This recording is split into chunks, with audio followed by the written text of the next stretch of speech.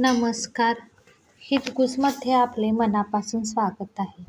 आज आपण अंत अस्ति प्रारंभ म्हणजेच the end is the beginning या लेखक वैभव ढूस यांच्या पुस्तकातील गुरु कोणाला करावे हा भाग पाहणार आहोत. स्वामी विवेकानंद हे त्यांच्या गुरूंच्या शोधात बरेच भटकत होते. ज्या कुठल्या ज्ञानी लोकांकडे स्वामीजी जात तिथे ते त्या लोकांना विचारत की तुम्ही देव पाहिला आहे का? पण प्रत्येक वेळी समोरून उत्तर नकारार्थी येई. आता आपल्याला गुरु मिळेल की नाही ही शंका त्यांच्या मनात सुरू असतानाच त्यांची भेट आदरणीय रामकृष्ण परमहंस या विद्वानाशी झाली. स्वामींनी त्यांना विचारले, तुम्ही देव बघितला आहे का? परमहंसाने प्रसन्न मुद्रेकडे त्यांच्याकडे बघितले आणि प्रतिप्रश्न केला, तुला बघायचा आहे का देव? मग बस इथे.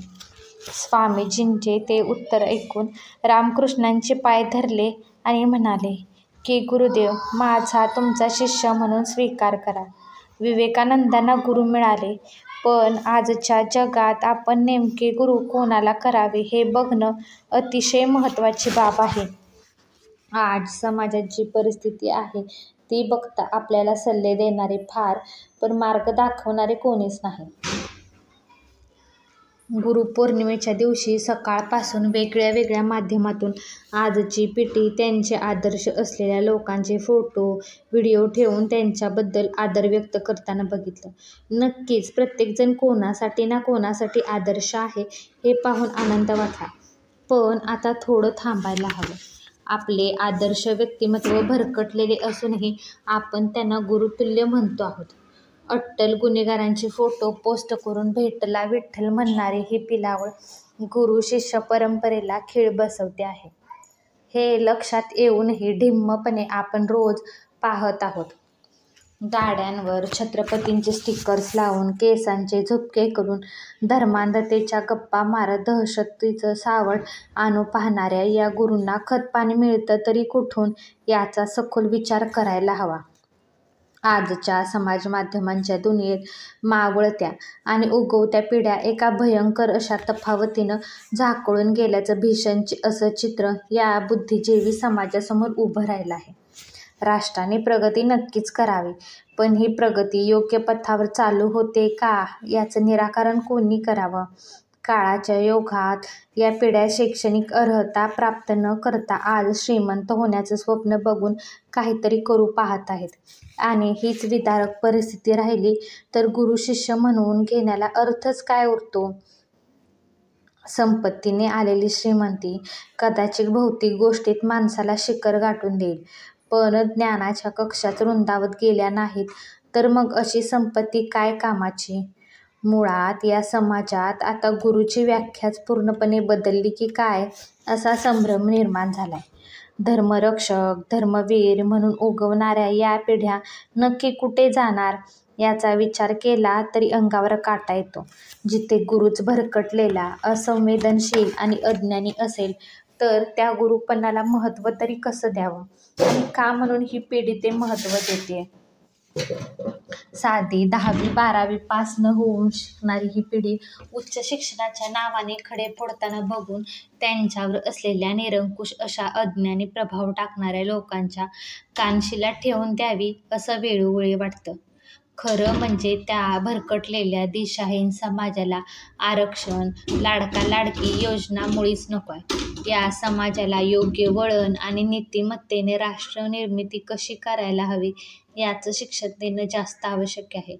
कारण एक तत्वहीन समाज हा राष्ट्राला पुन्हा एकदा हजारो वर्षांची गुलामगिरी पत्करायला भाग पाडू शकतो हे सत्य पचवणं कदाचित अवघड असेल, पण ते नाकारणं म्हणजे आपल्या वैचारिकतेला डोळसपणे दुर्लक्षित करणं आहे. आपल्याला योग्य मार्ग दाखवणारा व्यक्ती हा कदाचित आपण दुर्लक्षित करतो आणि गोड बोलून चुकीचे सल्ले देणाऱ्याला आपण गुरुतुल्य समजायला लागतो. पण खरा गुरु कसा ओळखायचा हे प्रचंड कौशल्याचं आणि सद्विवेक बुद्धी शाबूत असणाऱ्याचं काम आहे. रस्त्याने चालताना, दैनंदिन आयुष्य जगताना आपल्याला अशा अनेक घटना घडतात जे आपल्याला जीवनाच्या जडणघडणीचं ज्ञान देऊन जातात आणि आपल्याला मोलाची शिकवण देतात.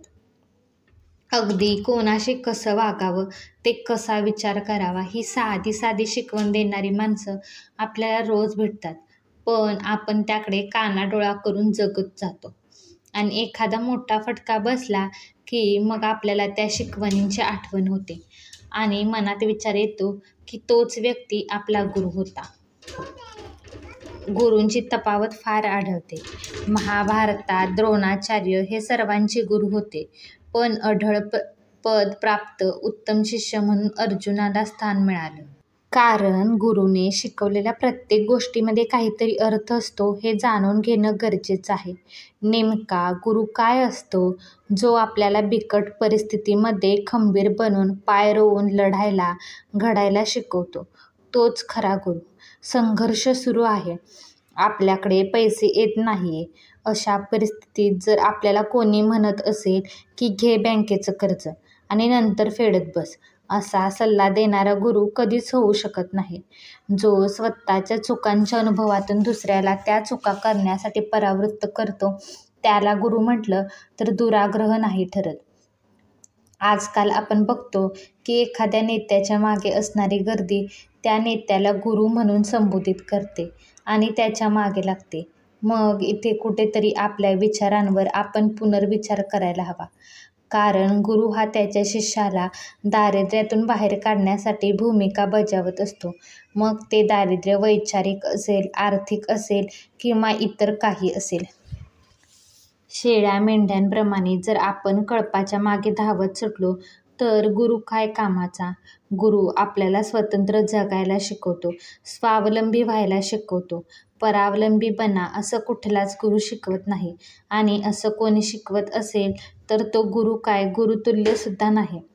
आज आपण जितकेही महान लोक पाहतो, ती लोक गुरुशिवाय मोठे झालेलेच नाही. ज्या गुरुने सद्गुण जोपासण्यासाठी तुम्हाला प्रवृत्त केलं, तो गुरु आपल्याला कधीच वाममार्गाला जाऊ देत नाही अथवा त्याची शिकवण आपल्याला तिथे जाण्यापासून रोखत जाते.